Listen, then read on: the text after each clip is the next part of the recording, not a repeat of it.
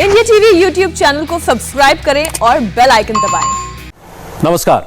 अफगानिस्तान पर अमेरिकी खुफिया एजेंसियों की एक डराने वाली रिपोर्ट आई है। इस रिपोर्ट के मुताबिक अगले 90 दिनों में तालिबान काबुल पर कब्जा कर सकता है।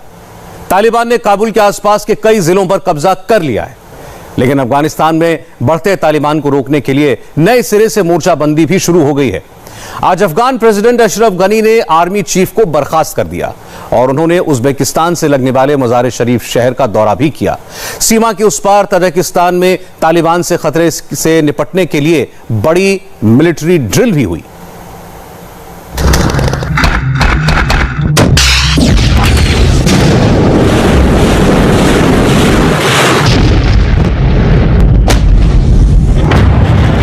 तालिबान के खिलाफ सबसे बड़ी मिलिट्री ड्रिल शुरू हो गई है। टैंक,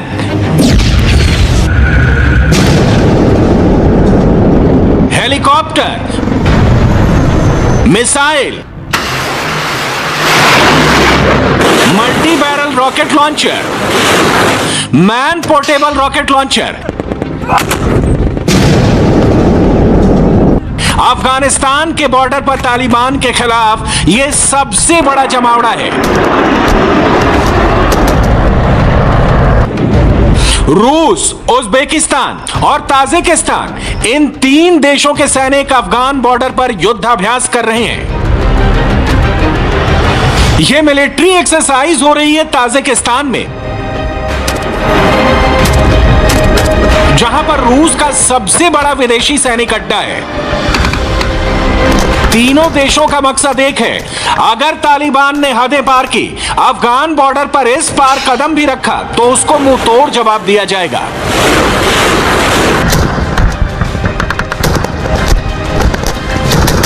तालिबान के खिलाफ 3 देशों के इस मिलिट्री मोर्चेबंदी की वजह समझिए।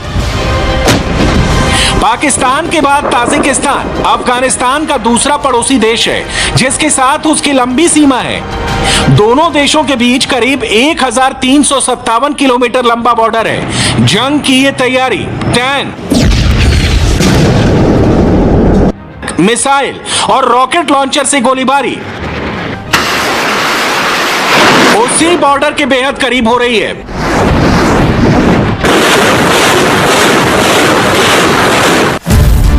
ताजिकिस्तान और उज्बेकिस्तान के सैनिक रूस के साथ मिलकर ये सैन्य एक्सरसाइज इसलिए कर रहे हैं क्योंकि तालिबान अब अफगानिस्तान में उनके बॉर्डर तक पहुंच गया है। ताजिकिस्तान की सीमा उत्तरी पूर्वी अफगानिस्तान से मिलती है, वहीं उज्बेकिस्तान का 55 किलोमीटर लंबा बॉर्डर अफगानिस्तान के बल्ख सूबे से लगा हुआ है। पिछले कुछ दिनों के दौरान तालिबान ने ताजिकिस्तान बॉर्डर से लगने वाले कई अफगान सूबों पर कब्जा कर लिया है। इसमें मरहूम अफगान सरदार अहमद शाह मसूद और ताकतवर उज्बेक नेता अब्दुल रशीद दोस्तम के इलाके शामिल हैं।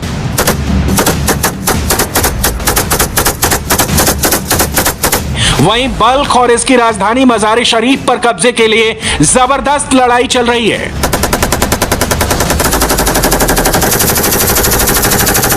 जंग के बिगड़ते हालात को देखते हुए ही भारत ने मंगलवार को मजार शरीफ में मौजूद सभी नागरिकों को वापस बुला लिया और अपने कॉन्सुलेट को भी अफगान अधिकारियों के हवाले कर दिया। मजार शरीफ उत्तरी अफगानिस्तान का सबसे बड़ा शहर है। इसकी सिंबॉलिक अहमियत है। इसे उत्तरी अफगानिस्तान का नर्व सेंटर और अफगानिस्तान का सबसे बड़ा कारोबारी केंद्र भी माना जाता है। इस शहर पर अब तक कभी भी तालिबान का कब्जा नहीं रहा है, लेकिन अब तालिबान ने मजार शरीफ के आसपास के कई जिलों और सूबों को फतह कर लिया है। मजार शरीफ पर तालिबानी आतंकी लगातार हमले कर रहे हैं, इसलिए वहां मौजूद अफगान सैनिकों के समर्थन में स्थानीय नागरिकों ने भी हथियार उठा लिए हैं। जनता और अपनी फौज का हौसला बढ़ाने के लिए बुधवार को अफगान प्रेसिडेंट अशरफ गनी मजार शरीफ शहर पहुंचे। अशरफ गनी ने मजार के गवर्नर, अफगान आर्मी के सूबाई कमांडर और स्थानीय अफगान कबीलों के सरदारों से मुलाकात की। इस मीटिंग से पहले तालिबान के कट्टर दुश्मन मार्शल अब्दुल रशीद दोस्तम काबुल से अपने फाइटर लेकर मजार शरीफ पहुंचे। दोस्तम भी अफगान राष्ट्रपति अशरफ गनी के साथ मजार में हुई इस मीटिंग में मौजूद थे। उन्होंने दोहराया कि तालिबान को उत्तरी और पूर्वी अफगानिस्तान से खदेड़ कर ही दम लेंगे। उत्तर के कई सूबों पर तालिबान ने कब्जा कर लिया है। तखार, जुंजो, तहजोर सब पर तालिबान हावी हो गए हैं, लेकिन ये उत्तरी इलाका है, हमारे में उनसे लड़ने का दम है। हम उनके खिलाफ एक बड़ा अभियान छेड़ेंगे। उत्तर और उत्तर पूर्व में हाथ से निकले इलाकों पर दोबारा कब्जा करेंगे। विदेशियों और दुश्मनों को वहां से निकलने का रास्ता नहीं मिलेगा। हम उन्हें बुरी तरह हराएंगे और गिरफ्तार करेंगे। हम पूरे नॉर्दर्न इलाके में उनका सफाया करके रहेंगे। ये मार्शल अब्दुल रशीद दोस्तम का वादा है। आज ये जो हावी हुए हैं, ये हमारी कमी की वजह से हुआ है। बल्क सूबे में तालिबानी आतंकियों से लड़ने के लिए सेना की कई टुकड़ियां भी तैयार की जा रही हैं। मज़ार-ए शरीफ में 450 नए रंगरूट नए हथियारों को चलाने की ट्रेनिंग ले रहे हैं। इस बीच तालिबानी आतंकवादी भी लगातार अफगानिस्तान के जिलों पर काबिज होते जा रहे हैं। ये ताजा तस्वीरें आई हैं ईरान के बॉर्डर के करीब आबाद अफगान शहर फरा से। तालिबान का दावा है कि उन्होंने फरा सूबे और इसकी राजधानी पर कब्जा कर लिया है। तालिबानी लड़ाके फरा शहर के गवर्नर हाउस के सामने देखे गए। हम फराह शहर के बाहरी इलाके मानीपुर से शहर में घुसे थे। हमने रास्ते की सारी चौकियों पर कब्जा कर लिया। इस वक्त हमारे मुजाहिदीन शहर के भीतर हैं। हमने सूबे के गवर्नर के दफ्तर, पुलिस मुख्यालय, सुरक्षा मुख्यालय पर कब्जा किया है। इंशाअल्लाह हमें कोई दिक्कत नहीं हुई। ये जीत हमने अल्लाह के करम से हासिल की है। तालिबान के मुताबिक तो उसने फरा शहर और सूबे पर अपना झंडा फहरा दिया है, लेकिन यहाँ के अफगान सांसद अब्दुल नसीर फराही ने कहा कि फरा शहर के सैनिक अड्डे, इंटेलिजेंस विभाग के दफ्तर और दूसरे अहम सरकारी ठिकानों पर अफगान सेना ही काबिज है। शहर के दूसरे हिस्से में मौजूद अफगान सैनिकों ने भी यही दावा किया। तालिबानियों ने सुबह 7 बजे हम पर हमला किया था। उन्होंने पुलिस प्रमुख के घर पर 4 बजे हमला किया, लेकिन खुशकिस्मती से और अल्लाह के करम से हमने उन्हें हरा दिया। तालिबान ने पिछले 5 दिनों के दौरान 8 अफगान प्रांतों पर कब्जे का दावा किया है। हालांकि अफगान सेना तालिबानी आतंकवादियों का डटकर मुकाबला करने की बात कर रही है, लेकिन कई जगह पर एयर सपोर्ट यानी हवाई बमबारी के बावजूद अफगान सैनिक पीछे हट गए। अफगान सेना के इन नाकामियों के चलते प्रेसिडेंट अशरफ गनी ने आज एक बड़ा कदम उठाते हुए chief of army staff general Abdul Wali Ahmadzai को बर्खास्त कर दिया है। अहमद जई की बर्खास्तगी की तस्दीक अफगानिस्तान के कई पत्रकारों और चैनलों ने की है। जनरल अहमद जई की जगह अब जनरल हैबतुल्लाह अली जई को अफगानिस्तान का नया आर्मी चीफ बनाया गया है। खबर आपको देंगे। अफगान आर्मी चीफ वली अहमद जई को ओहदे से हटा दिया गया है। अफगान मीडिया के मुताबिक अफगान सदर ने हैबतुल्लाह को नया आर्मी चीफ तैनात कर दिया है। अफगान मीडिया के मुताबिक तालिबान के हाथों अफगान फोर्सेस के पसपाई, जिसके बाद आर्मी चीफ को बरतरफ कर दिया गया है और नए आर्मी चीफ होंगे हैबतुल्लाह। आपको बताते चले, अफगान मीडिया के मुताबिक अफगान आर्मी चीफ वली अहमद जई को ओहदे से हटा दिया गया है। अफगानिस्तान में बदलती सूरत हाल, तालिबान का बढ़ता हुआ असर रसूख और अभी तक तालिबान 8 सूबाई दारुल हुकूमतों पर कब्जा कर चुके हैं, जिसके बाद सदर अशरफ गनी ने जो आर्मी चीफ है उनको बरतरफ कर दिया है। अफगान आर्मी चीफ वली अहमद जई को ओहदे से हटा दिया गया है और उनकी जगह नए आर्मी चीफ हैबतुल्लाह है। अफगान सदर ने हैबतुल्लाह को नया आर्मी चीफ तैनात कर दिया है। आर्मी चीफ को बर्खास्त करने के साथ ही अफगान राष्ट्रपति ने एक और बड़ा बदलाव किया है। हेलमंद के लश्करगाह शहर में तालिबान से डट कर लोहा लेने वाले मेजर जनरल समी सादात को अफगान आर्मी के स्पेशल ऑपरेशन कोर का कमांडर बनाया गया है। जनरल समी सादात अफगान सैनिकों के बीच बहुत लोकप्रिय हैं। वो तालिबान के कट्टर विरोधी के जनरल के तौर पर मशहूर है और किसी भी कीमत पर तालिबान को हराने के लिए लड़ते रहे हैं। अपनी इन्हीं खूबियों के चलते समी सादात को अब आर्मी की स्पेशल ऑपरेशन टीम का कोर कमांडर बनाया गया है। उन्होंने तालिबान को शिकस्त देने की बात दोहराई। मजहबी जो लोग अमन चाहते हैं वो सच्चे मुसलमान, वो पाक मुसलमान आतंक के हाथों इस्तेमाल ना हो। आप अपने बच्चों को तालिबान और दूसरे आतंकी गुटों में ना शामिल होने दें। वो या मर जाएंगे या फिर विकलांग हो जाएंगे, फिर आपको कभी भी उनकी कोई खबर नहीं मिलेगी। हम अपने लोगों, शहरों और मुल्क की हिफाजत के लिए अटल हैं। अफगान आर्मी के चीफ की बर्खास्तगी और फौज में दूसरे फेरबदल करके अफगान राष्ट्रपति ने पूरी अफगान सेना को बड़ा मैसेज दिया है। जो अफगान सैनिक तालिबान के आतंक से मुकाबले का पक्का इरादा नहीं रखते, उनके लिए अफगान फौज में कोई जगह नहीं है। प्रेसिडेंट अशरफ गनी को यह कदम इसलिए उठाना पड़ा क्योंकि पिछले 1 हफ्ते से तालिबान एक के बाद एक सूबों पर काबिज होता जा रहा है। हमारे शहर में हालात अभी काबू में हैं। हमारे मुजाहिदीन शहर में गश्त लगा रहे हैं और सभी लोग खुश हैं कि तालिबान के लड़ाके शहर में आ गए हैं और वो लोगों को भरोसा दे रहे हैं कि फिक्र करने की कोई बात नहीं है। अगर आपको इस वक्त अफगानिस्तान में सेना और तालिबान के कंट्रोल वाले इलाकों की सही तस्वीर समझनी हो तो आप इस नक्शे से समझ सकते हैं। जो इलाके लाल रंग से दिख रहे हैं वो तालिबान के कंट्रोल में है, वहीं हरे रंग वाले इलाके इस वक्त सरकार के कंट्रोल में हैं, तो नीले रंग वाले वो इलाके हैं जहां इस वक्त जबरदस्त घमासान चल रहा है। तालिबान की इस बढ़ती ताकत के खिलाफ अब वो पुराने योद्धा भी दोबारा मैदान में उतर रहे हैं जो एक्टिव लड़ाई से रिटायर हो चुके हैं, लेकिन अब सरकारी सेनाओं के पीछे हटने के बाद एक बार फिर लोकल वॉर लॉर्ड्स ने तालिबान के आतंक के खिलाफ मोर्चा संभाल लिया है। इन्हीं में से एक है इस्माइल खान। इस्माइल खान पश्चिमी अफगानिस्तान के हेरात सूबे के गवर्नर रह चुके हैं। वो अशरफ गनी से पहले की हामिद करजई सरकार में मंत्री भी रहे हैं। राजनीति से बरसों पहले रिटायर हो चुके इस्माइल खान ने उस वक्त हाथ में राइफल उठा ली जब तालिबान ने उनके सूबे पर कब्जा करने के लिए हमला बोला। ईरान से लगने वाला हेरात प्रांत कई दशकों से ताजिक सरदार इस्माइल खान का गढ़ रहा है। वो हेरात के शेर कहे जाते हैं। 1997 में जब तालिबान ने हेरात पर कब्जा किया तो इस्माइल खान को कैद कर लिया गया, लेकिन साल 2000 में वो कैद से भाग निकले और ईरान जा पहुंचे। 2001 में जब अमेरिका ने अफगानिस्तान पर हमला किया तो इस्माइल खान स्वदेश लौटे। वो हेरात के गवर्नर और सेंटर में मंत्री भी बने। 2014 में चुनाव हारने के बाद इस्माइल खान ने रिटायरमेंट ले लिया, मगर जब तालिबान ने हेरात पर हमला बोला और सरकारी सेना भाग खड़ी हुई तो इस्माइल खान ने अपने लड़ाके इकट्ठा किए और खुद भी हथियार लेकर मैदान में उतर गए।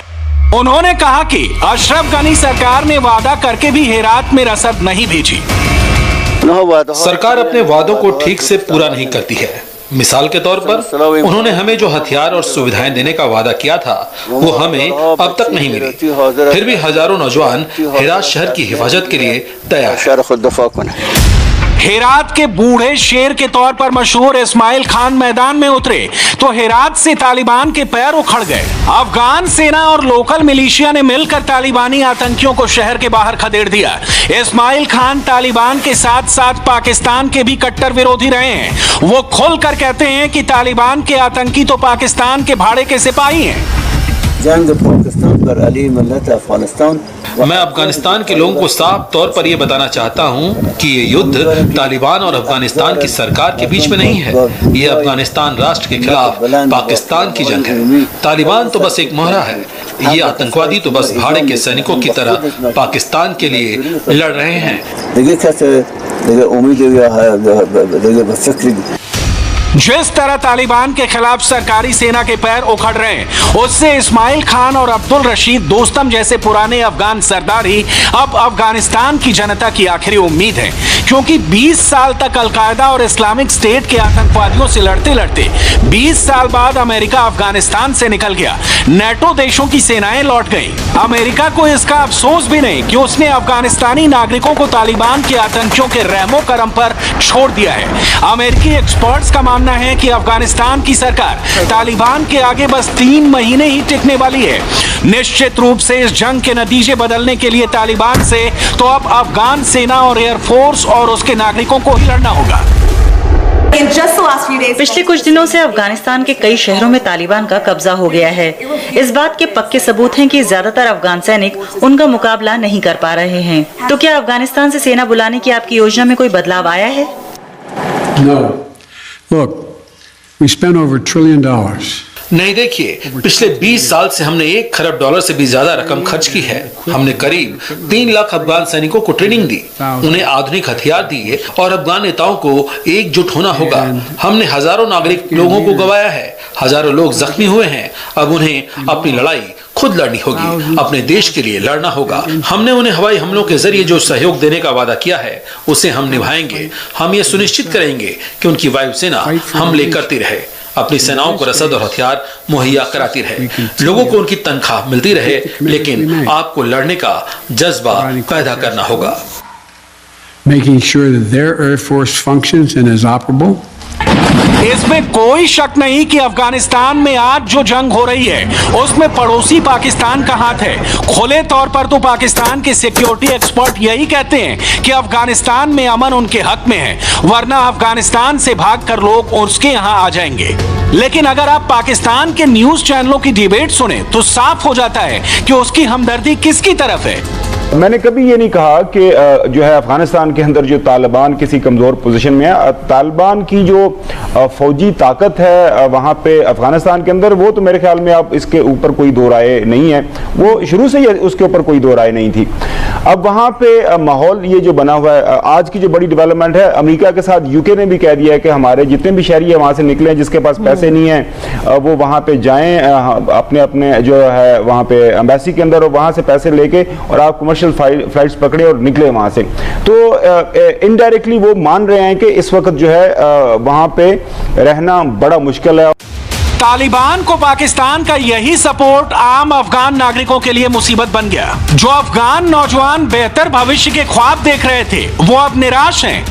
अगर तालिबान देश पर कब्जा करके राज करना चाहते हैं तो उन्हें उसके लिए राजनीतिक तरीका अख्तियार करना चाहिए। लड़ाई और जंग से तबाही होगी। एक छात्र होने के चलते मुझे अपने भविष्य को लेकर कोई उम्मीद नहीं। मुझे नहीं पता कि आगे क्या होगा। जंग में हजारों नागरिक रोज बमों और गोलियों के शिकार हो रहे हैं। अभी अगस्त महीने के 11 दिन ही गुजरे हैं और अकेले रेड क्रॉस के अस्पतालों में करीब 4000 आम लोगों का इलाज किया गया।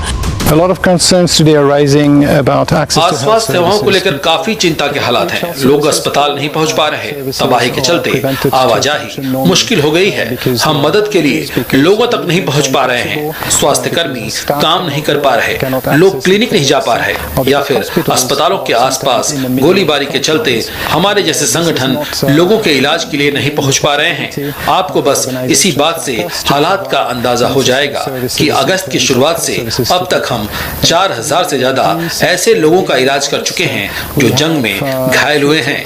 ये लोग पिछले कुछ दिनों में ही घायल हुए थे। अफगानिस्तान की लड़ाई सिर्फ तालिबान के आतंक और अफगान सरकार के बीच का मुकाबला नहीं, ये सिर्फ सूबों पर कब्जे का युद्ध नहीं, ये इंसानियत के खिलाफ भी एक जंग है जिसमें सबसे ज्यादा कैजुअलिटी बेगुनाह लोगों की हो रही है। पर जीत और हार के दावों के बीच इन आम लोगों के बारे में कोई नहीं सोच रहा। नमस्ते, मैं हूं मीनाक्षी जोशी। वीडियो और खबरों से अपडेट रहने के लिए India TV YouTube channel subscribe करें, बेल आइकन दबाना ना भूलें। जुड़े रहें इंडिया टीवी के साथ।